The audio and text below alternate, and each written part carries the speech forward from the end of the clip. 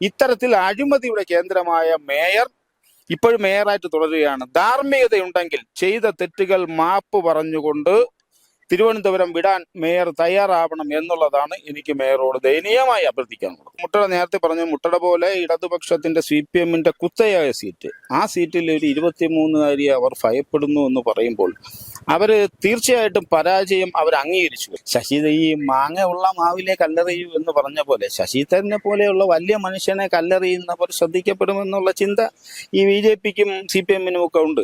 കഴിഞ്ഞ ദിവസമാണ് മുട്ടട സ്ഥാനാർത്ഥിയായി വൈഷ്ണവിയെ പ്രഖ്യാപിച്ചത്. അതിനുശേഷം എന്തായാലും വലിയ രീതിയിൽ മുട്ടടയിൽ വലിയൊരു മത്സരം നടക്കുമെന്ന് തന്നെ ഉറപ്പായി കഴിഞ്ഞു. എന്നാൽ വൈഷ്ണവയെ എന്തുകൊണ്ട് സ്ഥാനാർത്ഥിയായി പ്രഖ്യാപിക്കാൻ ഇത്രത്തോളം വൈകി എന്നുള്ള ഒരു ചോദ്യം എന്തായാലും നിലനിൽക്കുന്നുണ്ട്. അതിന് പിന്നിൽ ഏറ്റവും കൂടുതൽ കളിച്ചത് CPM നേതാക്കളാണെന്നുള്ളത് ഉറപ്പാണ്. കാരണം മുട്ടട എന്ന് പറയുന്നത് CPM-യുടെ കോട്ടയാണ്. ആ സമയത്ത് എങ്ങനെയെങ്കിലും ഒരു അത്രയും പ്രായം കുറഞ്ഞ ഒരു സ്ഥാനാർത്ഥിയായിട്ട് നിൽക്കുമ്പോൾ മേയർക്കൊരു തട്ടാണ് എന്നുള്ളത് നമുക്ക് തീർച്ചയായിട്ടും അറിയാം. അതുകൊണ്ട് തന്നെയാണ് എങ്ങനെയെങ്കിലും സ്ഥാനാർത്ഥിയായി വൈഷ്ണവയെ നിർത്താതിരിക്കാൻ വേണ്ടിയിട്ടുള്ള പല കളികളും CPM നേതാക്കൾ ചെയ്തുകൊണ്ടിരുന്നത്. ഇന്ന് രാവിലെ പുറത്തു വന്ന ഒരു വാർത്ത, മേയർ ആര്യ രാജേന്ദ്രന്റെ ഓഫീസിൽ നിന്നാണ് 2 ജീവനക്കാർ ഈ ഒരു വൈഷ്ണവയെ നിർത്താതിരിക്കാൻ വേണ്ടിയിട്ടുള്ള ചില കാര്യങ്ങൾ ചെയ്തത് എന്നുള്ള തരത്തിലുള്ള വാർത്തകൾ പുറത്തു വന്നിരുന്നു. എന്നാലും ഈ ഒരു വിഷയവുമായി ബന്ധപ്പെട്ട് സംസാരിക്കാൻ നമുക്കൊപ്പം ഇപ്പോൾ ചേരുന്നത് കോൺഗ്രസ് നേതാവ് ശ്രീകുമാറാണ്. അദ്ദേഹത്തിന്റെ വാക്കുകളിലേക്ക് നമുക്ക് പോകാം. അദ്ദേഹത്തിനോട് തന്നെ നമുക്ക് ചോദിക്കാം, എന്ത് തോന്നുന്നു ഈ ഒരു വിഷയത്തിൽ? അത് തീർച്ചയായിട്ടും വൈഷ്ണവയെ എങ്ങനെയെങ്കിലും സ്ഥാനാർത്ഥിയിൽ നിന്ന് പിന്തിരിപ്പിക്കാനുള്ള മാർഗങ്ങൾ തന്നെയല്ലേ മേയറുടെ ഓഫീസിൽ നിന്നും ഉണ്ടായിട്ടുള്ളത്? തീർച്ചയായിട്ടും ഈ തരത്തിൽ ഒരു 23 ഏറ്റവും പ്രായം കുറഞ്ഞ ഒരു സ്ഥാനാർത്ഥി, വനിതാ സ്ഥാനാർത്ഥിയെ UDF കൊണ്ടുവന്നപ്പോൾ ആ സ്ഥാനാർത്ഥിയെ മത്സരിക്കാൻ പോലും പാടില്ല എന്നുള്ള ഉദ്ദേശത്തോട് ചെയ്യാൻ ഏറ്റവും അർഹ യഥാർത്ഥത്തിൽ ആര്യ രാജേന്ദ്രൻ തന്നെയാണ്. കാരണം 21 വയസ്സിൽ സ്ഥാനാർത്ഥിയായി, 21 വയസ്സിൽ മേയറാവുന്നു. അപ്പൊ അങ്ങനെയുള്ള ആളെ ചെയ്യുമ്പോൾ എല്ലാം എനിക്ക് മാത്രം ആകാം, ഏറ്റവും കുറഞ്ഞ പ്രായത്തിൽ എനിക്ക് മാത്രം കൗൺസിലറാകാം, എനിക്ക് മാത്രം മേയറാകാം എന്നൊക്കെയുള്ള ഒരു പക്വതയില്ലാത്ത ഒരു ഭരണാധികാരിയുടെ എല്ലാ പ്രവൃത്തിയും അവർ ചെയ്തിട്ടുണ്ട്. അത് ഈ വോട്ടർ പട്ടികയിൽ പേര് വെട്ടുന്നത് മാത്രവുമല്ല, കഴിഞ്ഞ 5 വർഷക്കാലവും ചെയ്ത എല്ലാ പ്രവൃത്തിയും ഈ തരത്തിൽ പക്വതയില്ലാത്തതും ന്യായമില്ലാത്തതും സത്യമില്ലാത്ത നടപടിയാണ്. നമുക്കറിയാം, കത്ത് വാദം എന്ന് പറയുന്നത്, കത്ത് മേയർ ജില്ലാ സെക്രട്ടറിക്ക് അയച്ച കത്താണ്. 271 പേരുടെ നിയമനത്തിനുള്ള ലിസ്റ്റ് ജില്ലാ സെക്രട്ടറി തരണം എന്നാവശ്യപ്പെട്ടു. അങ്ങനെയൊക്കെ വൃത്തികേട് ചെയ്ത് കാണിച്ചിട്ടുള്ള മേയറാണ്. ആ മേയറിൽ നിന്ന് നമുക്ക് ഒരിക്കലും എന്തെങ്കിലും ന്യായമോ നീതിയോ നമ്മൾ പ്രതീക്ഷിക്കേണ്ടതില്ല. ഈ 5 വർഷത്തെ ഭരണ നേട്ടം കൊണ്ടാണ് മേയർ ഈ പരിസരത്ത് പോലും ഇല്ല. കോഴിക്കോടേക്ക് നാട് കടക്കുകയാണ്. സ്വയം ആരും നാട് കടത്തിയതല്ല, സ്വയം നാട് വിട്ടു പോകാൻ തയ്യാറായ മേയർ. സത്യത്തിൽ മേയറെ നാട് കടത്തിയാൽ നമ്മൾ കേരളം തന്നെ കടത്തേണ്ട സമയം കഴിഞ്ഞു. ഇത്രയും ഒരു എന്ന് വെച്ചാൽ രാഷ്ട്രീയ പ്രവർത്തിച്ച് പാരമ്പര്യത്തോട് വരുമ്പോഴാണ് നമുക്ക് പലതും പക്വതയോടുകൂടി ന്യായവും നീതിയും ഒക്കെ നോക്കി പ്രവർത്തിക്കാൻ കഴിയില്ല. ഒരു ബാലസംഘത്തിൽ നിന്ന് നേരെ വന്ന് തലസ്ഥാനത്തിന്റെ മേയറാവുക എന്ന് പറയുന്ന ആ കുട്ടിക്കളിയുടെ പരിപാടിയാണ് ഈ നാളിതുവരെയും നമ്മൾ കണ്ടിട്ടുള്ളത്. കോൺഗ്രസ് വളരെ അഭിമാനപൂർവ്വമാണ് ഒരു KSU-കാരിയായിട്ടുള്ള 23 വയസ്സായിട്ടുള്ള പെൺകുട്ടിയെ വോട്ടർ പട്ടിക സ്ഥാനാർത്ഥിയാക്കുന്നു. മുട്ടട പോലെ അവരെ പരമ്പരാഗതമായി 2000 വോട്ടിന് മുൻ മേയർ, ഞാൻ കൗൺസിലറായിരിക്കുമ്പോൾ ചന്ദ്രിക ഉൾപ്പെടെ 2000 വോട്ടിന് ജയിച്ച സ്ഥലത്താണ്. ആ സ്ഥലത്ത് അവർ ഭയപ്പെടുകയാണ്. ഒരു 23-കാരിയുടെ മുമ്പിൽ മുട്ടിടിച്ചുകൊണ്ട് CPM ജില്ലാ നേതൃത്വം നിൽക്കുകയാണ്. സംസ്ഥാന നേതാക്കളും ജില്ലാ നേതാക്കളും മാധ്യമങ്ങളിലൂടെ പറഞ്ഞത്, ഞങ്ങൾ CPM-കാരും തന്നെ ഇതിന് പരാതിക്കാരല്ല. അവിടെ എല്ലാ കാലവും നടക്കുന്നത് പോലെ വോട്ടർ പട്ടിക പരിശോധിച്ചപ്പോൾ അനധികൃതമായി കണ്ട വോട്ട് കണ്ടുകൊണ്ടാണ് ഞങ്ങൾ അവർ പരാതി. അത് CPM-ആയിട്ട് ബന്ധമില്ല എന്ന് പറയും. ഇപ്പം നമുക്ക് വ്യക്തമാകുന്നു, CPM-ആയിട്ടും ബന്ധമുണ്ട്, തിരുവനന്തപുരം നഗരസഭയിലെ മേയറുമായിട്ട് ബന്ധമുണ്ട്. അവർ പറയിച്ച് ചെയ്തതാണ് എന്ന് വ്യക്തമായി വരുന്ന വാർത്തകൾ ഇന്ന് നമ്മൾ വിഷ്വൽ മീഡിയയിൽ കണ്ടുകൊണ്ടിരിക്കുകയാണ്. ഈ മേയർ യഥാർത്ഥത്തിൽ തലസ്ഥാനത്തെ ജനങ്ങളോട് ഈ പൗരന്റെ മൗലികമായ അവകാശം പോലും നഷ്ടപ്പെടുത്തുന്ന തരത്തിൽ ഉള്ള ഒരു അധാർമികമായ നടപടിയാണ് മേയറുടെയും തിരുവനന്തപുരം നഗരസഭയുടെയും ഭാഗത്തു നിന്നുണ്ടായത്. ഈ നഗരസഭയുടെ ഭരണാധികാരികൾ ഈ പൊതുസമൂഹത്തോട് മാപ്പ് പറയണം. മാപ്പ് പറഞ്ഞിട്ട് തിരുവനന്തപുരം വിടുകയല്ല, ഇന്ത്യ വിട്ട് തന്നെ പോയി ഈ പാവപ്പെട്ട ജനങ്ങളെ സഹായിക്കണം എന്നാണ് മേയറോട് എനിക്ക് അഭ്യർത്ഥിക്കുക. കാര്യം, കഴിഞ്ഞ 5 വർഷത്തെ അഴിമതി ഭരണം കൊണ്ട് തലസ്ഥാനത്തെ കേരളത്തിൽ ഇന്നേ വരെ ഇല്ലാത്ത തരത്തിൽ കേരളത്തിലെ പൊതുസമൂഹത്തിൽ അപമാന്യത ആയിട്ടുള്ള മേയറാണ്. ഈ മേയർ എന്ത് വികസനം നടത്തി എന്ന് ചോദിച്ചാൽ വെട്ടപൂജ്യമാണ്. നമുക്കൊന്നും പറയാനില്ല. CPM-ന് പരമ്പരാഗതമായി ഒരു ഫണ്ട് ശേഖരിക്കുന്ന ഒരു സംവിധാനമാണ് ഇവിടുത്തെ നഗരസഭ. ഈ നഗരസഭയിൽ നിന്ന് കോടിക്കണക്കിന് രൂപ അനധികൃതമായി പെർമിറ്റ് കൊടുക്കുക, അതുപോലെ തന്നെ ഈ വലിയ തോതിലുള്ള നിരവധിയായ അഴിമതികൾ, അത് നിയമനത്തിലായാലും മറ്റു കാര്യത്തിലും എല്ലാത്തിലും. നമ്മൾ കഴിഞ്ഞ കാലത്ത് ഈ 2023-24 ഓഡിറ്റ് റിപ്പോർട്ട് പരിശോധിച്ചപ്പോൾ എനിക്ക് ലോക്കൽ ഫണ്ടിന്റെ ഓഡിറ്റ് റിപ്പോർട്ട് പരിശോധിച്ചു 50% പദ്ധതി പോലും നിർവഹിക്കാൻ കഴിയാത്ത നഗരസഭയാണ്. ഇവർ വലിയ മേന്മയായിട്ട് പറയുകയാണ് 45 വർഷത്തെ ഭരണ നേട്ടം എന്ന് പറഞ്ഞാൽ എന്തെങ്കിലും ഒരു കാര്യം എടുത്ത് ചൂണ്ടിക്കാണിക്കാൻ സാധിക്കാത്ത ഒരു ഗവൺമെന്റ് നഗരസഭയാണ്. ഇവിടുത്തെ മാലിന്യ സംസ്കരണം, നമ്മളിപ്പോൾ ഈ നിൽക്കുന്ന സ്ഥലത്ത് പോലും നമ്മുടെ ഈ ഓടയിലൂടെ ഡ്രെയിനേജ് വിട്ടിരിക്കുകയാണ്. ഇത് നടപടിയെടുക്കേണ്ട നഗരസഭയാണ്. നമുക്കിവിടെ നിൽക്കുമ്പോൾ അറിയാം അത്രത്തോളം മോശമായ സ്മെല്ല് വരികയാണ്. ഇവിടുത്തെ എല്ലാ വൻകിട ഫ്ളാറ്റുകളും ഡ്രെയിനേജ് സംവിധാനമില്ലാതെ പബ്ലിക് ഓടയിലൂടെ രാത്രികാലത്തിൽ പമ്പ് ചെയ്ത് വിടുകയാണ്. ഇതെല്ലാം മൗന അനുവാദം കൊടുക്കുന്നത് വെറുതെ സൗജന്യമായിട്ടല്ല, കോടിക്കണക്കിന് രൂപയാണ് ഇവിടുത്തെ വൻകിട ഫ്ളാറ്റുകാരിൽ നിന്ന് വാങ്ങുന്നത്. ഇത്തരത്തിൽ അഴിമതിയുടെ കേന്ദ്രമായ മേയർ ഇപ്പോഴും മേയറായിട്ട് തുടരുകയാണ്. ധാർമ്മികതയുണ്ടെങ്കിൽ ചെയ്ത തെറ്റുകൾ മാപ്പ് പറഞ്ഞുകൊണ്ട് തിരുവനന്തപുരം വിടാൻ മേയർ തയ്യാറാവണം എന്നുള്ളതാണ് എനിക്ക് മേയറോട് ദയനീയമായി അഭ്യർത്ഥിക്കാനുള്ളത്. ഇപ്പൊ തെരഞ്ഞെടുപ്പിൽ പോലും ഒരു ഫ്രണ്ടില് മേയറെ നിർത്താതെ സഖാക്കൾ തന്നെ മേയറെ നാട് കടത്തുന്ന ഒരു സ്ഥിതിയിലേക്ക് പോയി. അത് എന്തായാലും സഖാക്കളും മുഖ്യമന്ത്രിയും ഒക്കെ ഇപ്പോൾ ഒരിക്കലും മേയർ ഉണ്ടെങ്കിൽ വിജയിക്കില്ല എന്നുള്ള 100% ഉറപ്പ് വന്നുകൊണ്ട് തന്നെ 100% നമ്മുടെ കേരളത്തിൽ തിരുവനന്തപുരത്തെ ജനങ്ങൾ ഇത്രയും വെറുപ്പോടുകൂടി ആദ്യം ഒരു മകളെ പോലെയോ സഹോദരിയെ പോലെയോ ഒക്കെ നമ്മൾ കണ്ടതാണ്. ഇത്രയും ചെറുപ്പത്തിൽ ഒരാൾ വരുമ്പോൾ നമുക്ക് പുതിയ തലമുറയ്ക്ക് ഒരു വലിയ പ്രചോദനമായിരുന്നു. ആ പ്രചോദനം അവസാനം അഴിമതിയുടെ പ്രചോദനമായി മാറി. പുതിയ 21 വയസ്സ് ഒരു ചെറുപ്പക്കാർ രാഷ്ട്രീയത്തിൽ വന്നാൽ ആര്യ രാജ്യം തന്നെ കണ്ടു പഠിക്കേണ്ട ഒരു അവസ്ഥ വന്നു പോയാൽ ജയിലിൽ പോകേണ്ടി വരും.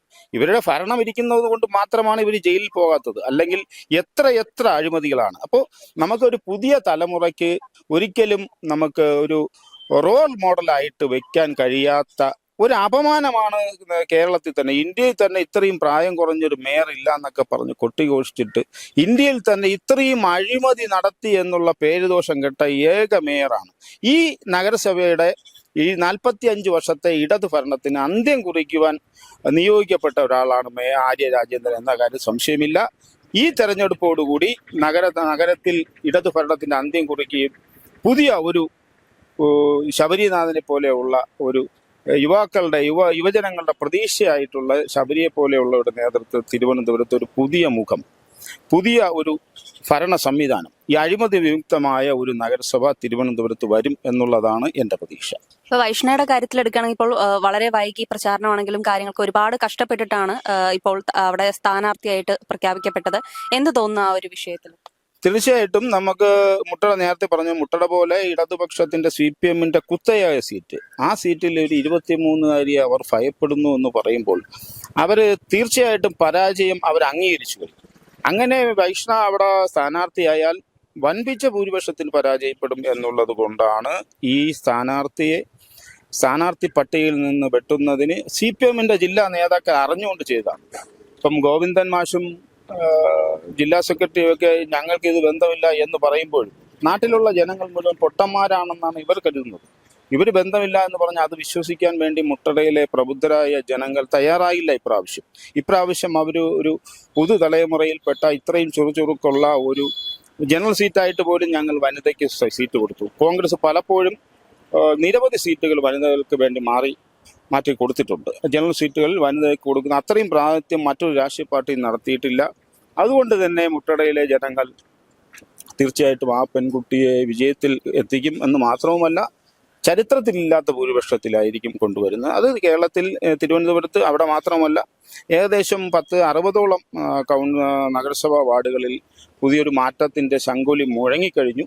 അത് നമുക്ക് കാണുമ്പോൾ ബോധ്യമാകും. നമ്മൾ UDF-ന്റെ ഭാഗത്തു നിന്ന് നല്ല മികച്ച സ്ഥാനാർത്ഥികൾ നിർത്തി. അങ്ങനെ മികച്ച സ്ഥാനാർത്ഥികൾ വരുമ്പോൾ അവരെ വോട്ടർ പട്ടികയിൽ നിന്ന് വിട്ട്, അത് കോഴിക്കോടായാലും ഇവിടെ ആയാലും, ഒരു ഭാഗത്ത് BJP-യുടെ മറ്റ് സംസ്ഥാനങ്ങൾ വോട്ട് ചോരി നടത്തുമ്പോൾ ഇവിടെ CPM-ആണ് അത് ചെയ്യുന്നത്. ധാർമ്മികതയ്ക്ക് നിരക്കാത്ത ഏറ്റവും വലിയ പൗരന്റെ അവകാശം എന്ന് പറയുന്നതാണ് വോട്ടവകാശം. ആ വോട്ടവകാശം പോലും ഒരു സാധാരണ മനുഷ്യർക്ക് നൽകാൻ പാടില്ല എന്ന് ചിന്തിക്കുന്ന മറ്റൊരു രാഷ്ട്രീയ പാർട്ടി ഉണ്ടെങ്കിൽ അത് BJP-ആണ്. കേരളത്തിൽ ആ BJP-യുടെ സ്ഥാനത്ത് അധികാരം ഉപയോഗിച്ചുകൊണ്ട് CPM ആണ് ഇത് ചെയ്യുന്നത്. CPM കാലാകാലങ്ങളിൽ ചെയ്ത വലിയ ഈ വോട്ട് കൊള്ളകൾ ഇപ്പോൾ പുറത്തു വന്നുകൊണ്ട് മുൻകാലങ്ങളിൽ ചെയ്യുന്നൊന്നും പുറത്തു വരില്ല. ഒരാളിന് പല വാർഡുകളിലും വോട്ട് ചേർത്തുകൊണ്ട് അവർ മുൻകാലങ്ങളിൽ ഇത് ചെയ്തിട്ടുണ്ട്. ആ ചെയ്ത പദ്ധതികളെല്ലാം ഇപ്പൊ പൊളിഞ്ഞടുങ്ങുന്ന സമീപനമാണ് നമ്മൾ കാണുന്നത്. എന്തായാലും ഈ വോട്ട് കള്ളന്മാരുടെ കാലഘട്ടത്തിന് അന്ത്യം കുറിക്കുവാൻ പോവുകയാണ്. അത് കോടതി തന്നെ വളരെ ഗൗരവമായിട്ട് അതിൽ ഇടപെട്ട് കോടതിയിലെ വിവിധ പരാമർശങ്ങൾ വന്നതിന്റെ അടിസ്ഥാനത്തിലാണ് ഹിയറിംഗിൽ ജില്ലാ കളക്ടറും കമ്മീഷനും വോട്ട് നൽകാൻ തീരുമാനിച്ചത്. അപ്പോൾ ഇത് ഒരാളിനെ ലഭിക്കുന്നുള്ളൂ, പക്ഷെ അവിടെ നിരവധി പേർക്ക് ഇതേപോലെ വോട്ട് നഷ്ടപ്പെട്ടിട്ടുണ്ട്. ഇവർക്ക് എല്ലാവർക്കും കോടതിയിൽ പോയി വാങ്ങാനുള്ള സംവിധാനം ഇല്ലാത്തത് കൊണ്ടാണ് നിരവധി പാവങ്ങൾക്ക് വോട്ട് നഷ്ടപ്പെട്ടു. CPM-ന് വോട്ട് ചെയ്യാത്ത ഒരാളിന്റെ വോട്ട് വേണ്ട എന്ന് CPM-കാരുടെ മാത്രം ഒരു വോട്ടർ ലിസ്റ്റ് തയ്യാറാക്കുവാനാണ് CPM ശ്രമിക്കുന്നത്. പക്ഷെ ഇവിടുത്തെ ജനങ്ങൾ അത് തിരിച്ചറിഞ്ഞിട്ടുണ്ട്. അത് നല്ല കൃത്യമായ മറുപടി ഈ തദ്ദേശ സ്വയംഭരണ തെരഞ്ഞെടുപ്പ് നടക്കുന്ന ദിവസം ജനങ്ങൾ നൽകും. ഇത് 45 വർഷത്തെ നഗരസഭയെ കൊള്ളയടിച്ചവർക്ക് അന്ത്യം കുറിക്കുന്ന തെരഞ്ഞെടുപ്പ് വിധിയായിരിക്കും വരാൻ പോകുന്നത്. ഇപ്പൊ കോൺഗ്രസിൽ തന്നെ തമ്മിലടി ഉണ്ടെന്നും അല്ലെങ്കിൽ നല്ലൊരു നേതാവില്ല എന്നുള്ള പല കാര്യങ്ങളും പുറത്തു വരുന്നുണ്ട്.